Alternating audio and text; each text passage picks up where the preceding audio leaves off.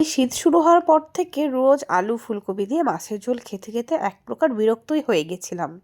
তাই যখন বাজারে এরকম টাটকা ডাঁটা দেখলাম আর লোভ সামলাতে পারলামই না। তাই আজকে ভাবলাম একটু ডাঁটা আর আলু দিয়ে পাতলা করে মাছের ঝোল করব। তো চলো সেই ভিডিওটাই তোমাদের সাথে শেয়ার করি। প্রথমে মাছগুলোর গায়ে নুন হলুদ মাখিয়ে রেখে দেবো। এরপর একটা কড়ার মধ্যে সামান্য পরিমাণ সর্ষের তেল দিয়ে মাছগুলোকে বেশ এপিট ওপিট উল্টে পাল্টে কড়া করে ভেজে তুলে নেব। এরপর ওই তেলের মধ্যেই সামান্য পরিমাণ জিরে শুকনো লঙ্কা ফোড়নে দিয়ে দেব। এরপর কেটে রাখা আলুগুলোকে দিয়ে একটু ভাজা ভাজা করে নেব। আলুগুলো হালকা ভাজা ভাজা হয়ে গেলে এর মধ্যে কেটে রাখা ডাঁটাটাও দিয়ে দেব। এরপর পরিমাণ মতো নুন হলুদ দিয়ে আলু আর ডাঁটাটাকেও বেশ কিছুক্ষণ ভেজে নেব।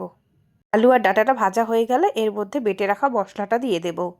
মশলা হিসেবে দিয়েছিলাম জিরে বাটা, আদা বাটা, শুকনো লঙ্কা আর কাঁচা লঙ্কা বাটা। এরপর মশলার সাথেও খুব ভালো করে কষিয়ে নেব যতক্ষণ না মশলার থেকে কাঁচা গন্ধ বেরিয়ে আসে। মশলার থেকে কাঁচা গন্ধ বেরিয়ে আর এদিকে মশলার থেকে তেল ছেড়ে এলে এর মধ্যে ঝোলের জন্য জল দিয়ে দেব। এরপর জলের সাথে সমস্ত মশলা আর সবজিগুলোকে খুব ভালো করে মিশিয়ে নেব। এরপর 5-7 মিনিটের মতো ঝোলটা ফুটিয়ে নেব। ঝোলটা ফুটে এলে এর মধ্যে সমস্ত ভেজে রাখা মাছগুলো এক এক করে দিয়ে দেব। মাছগুলোকে দিয়ে আবারও বেশ কিছুক্ষণ খুব ভালো করে ফুটিয়ে নেব। ঝোলটা পুরোপুরি ফুটে এলে উপর থেকে ধনেপাতা কুচি ছিটিয়ে নামিয়ে নেব। বেশ অনেক দিন বাদে এই ফুলকপি আলুর ঝোল ছেড়ে ডাঁটা দিয়ে মাছের ঝোল দিয়ে বেশ তৃপ্তি করে ভাত খেলাম।